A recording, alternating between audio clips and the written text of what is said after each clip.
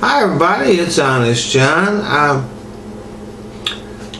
When Rick Perry got into the race for the Republican presidential nomination, he was like the great white hope, the anti-Met. He came in, and before he said a word, he was leading.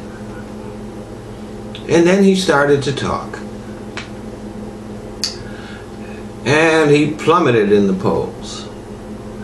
During the debates, he became a blithering idiot. And then he made that speech in New Hampshire.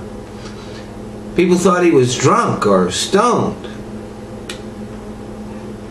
I'm not going to accuse Rick Perry of taking drugs. I know it's hard to believe that anybody would act that way straight or sober. I'm not going to accuse him of being drunk.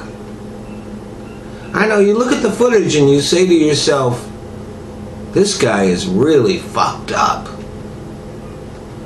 The first question I asked when I saw that is, where can I get some of the shit he's taking? The guy was making no sense. He was not able to speak in complete sentences. He seemed to be having mood swings. And he just didn't seem to be able to grasp the concept of maple syrup. I doubt if he would have been able to pass a field sobriety test. But he might not have been under the influence of any drug or alcohol. It might have been George Bush syndrome. This dreaded disease afflicts a small amount of people, and though it can be found anywhere, it seems to be concentrated in Texas. The first documented case of George Bush syndrome was George H.W. Bush. It was a mild case, but it did result in the selection of Dan Quayle to be vice president. The next case, and the most serious case ever recorded, was George W. Bush.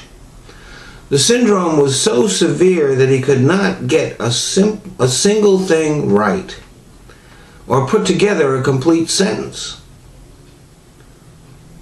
Now poor Rick Perry appears to be its latest victim.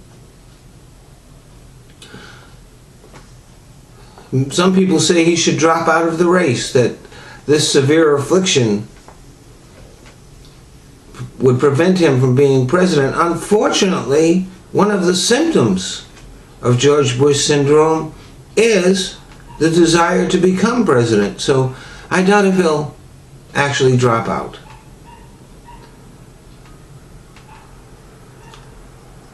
So what I'm doing is I'm creating the George Bush Syndrome Foundation.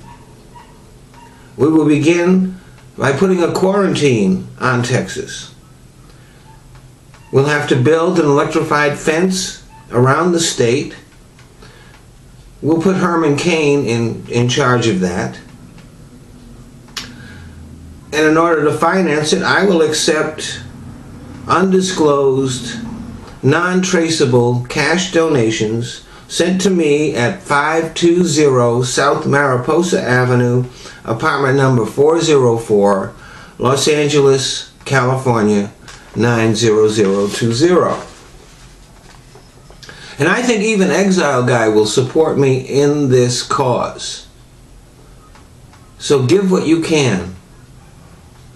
Whether I get elected or not, we must make sure that the last president with George Bush syndrome will be George W. Bush. Thank you for listening.